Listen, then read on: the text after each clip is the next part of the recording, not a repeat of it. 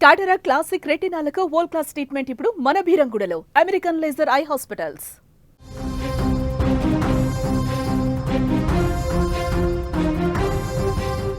తోక జాడిస్తే కత్తరిస్తాం, పాక్ భారత army chief Upendra Dwivedi warning ఇవ్వడం జరిగింది. ఉగ్రవాదానికి పాక్ వెంటనే ముగింపు పలకాలి అంటూ కూడా ద్వివేది అంటున్నారు. ఆపరేషన్ సింధూర్ 1.0తో సత్తా చూపించాం, భారత సైన్యం అప్రమత్తంగా ఉంది, తోక జాడిస్తే భౌగోళికంగా లేకుండా చేస్తామంటూ కూడా ఆర్మీ చీఫ్ ఘాటుగానే వార్నింగ్ ఇవ్వడం జరిగింది. ఉగ్రవాదాన్ని పెంచి పోషిస్తున్న పాకిస్తాన్కు భారత్ మరోసారి గట్టి హెచ్చరికలనే జారీ చేసింది.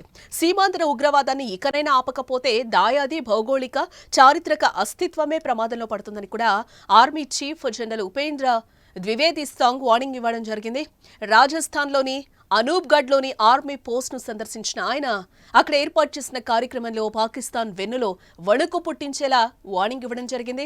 ఆపరేషన్ సింధూర్ 1.0 సమయంలో కాస్త సహనాన్ని ప్రదర్శించామని, కానీ ఈసారి అలా ఉండదు, అలా జరగదు, పాక్ మళ్లీ రెచ్చగొడితే సింధూర్ 2.0 దెబ్బ తగలాల్సిందే. భౌగోళిక చరిత్రలో ఉండాలనుకుంటారా లేదా అనేది మీ దేశం ఆలోచించుకోవాలి. ప్రపంచ పట్టణంలో ఉండాలనుకుంటే సీమాంధ్ర ఉగ్రవాదాన్ని ఆపి తీరాల్సిందే, లేదంటే చరిత్ర నుంచి తుడిచిపెట్టుకోవాల్సి వస్తుంది. జాగ్రత్త అంటూ కూడా ఆర్మీ చీఫ్ జనరల్ ద్వివేది గట్టిగానే హెచ్చరించడం జరిగింది. అంతేకాక ఎలాంటి పరిస్థితులైనా కూడా ఎదుర్కొనేందుకు సంసిద్ధంగా ఉండాలని కూడా సైనికులను ఆదేశించడం జరిగింది.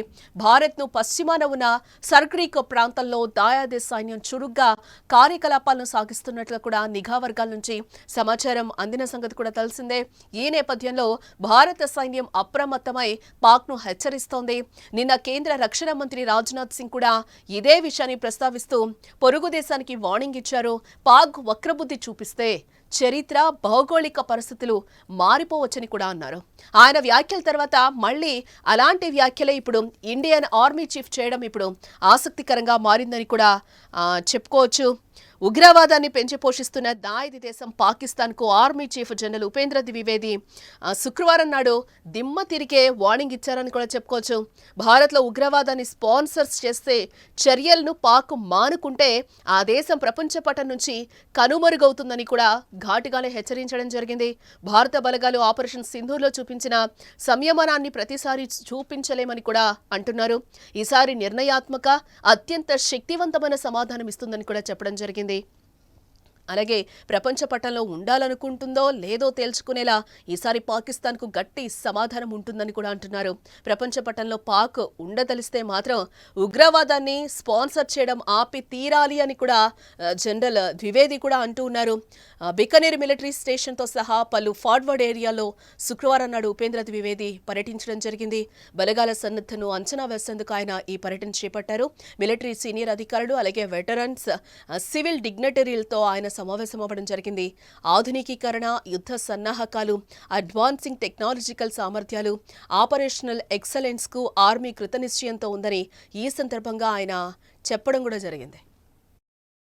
और जैसे आपको पता है टेररिस्ट टारगेट तो 9 टारगेट हम लोगों ने नियुक्त किए थे और इस टारगेट में ये हमने यकीन किया था कि इसमें कोई इनोसेंट नहीं खत्म होना चाहिए और कोई मिलिट्री टारगेट को भी हम नहीं उस टाइम डिस्ट्रॉय करना चाहते थे. हम टेररिस्ट टारगेट को डिस्ट्रॉय करना चाहते थे.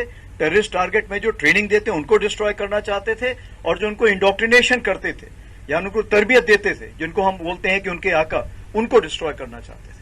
और यही चीज हमने 9 टारगेट में की, जिसमें 7 टारगेट में आर्मी ने किया था, 2 एयरफोर्स ने किया था.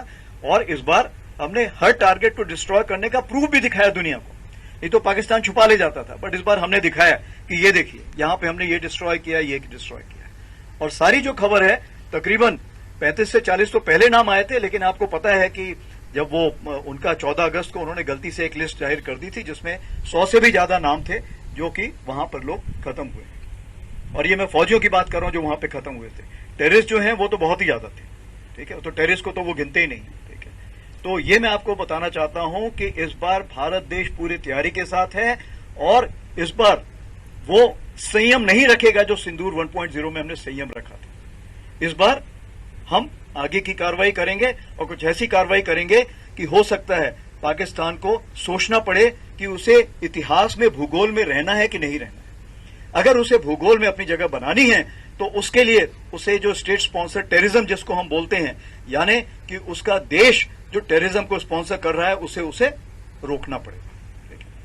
तो आप अपनी पूरी तैयारी करके रखिए, और अगर परवरदिगार चाहेंगे, भगवान चाहेंगे, वाहेगुरु चाहेंगे, तो बहुत जल्दी ही आपको मौका मिलेगा। उसके लिए ऑल द बेस्ट।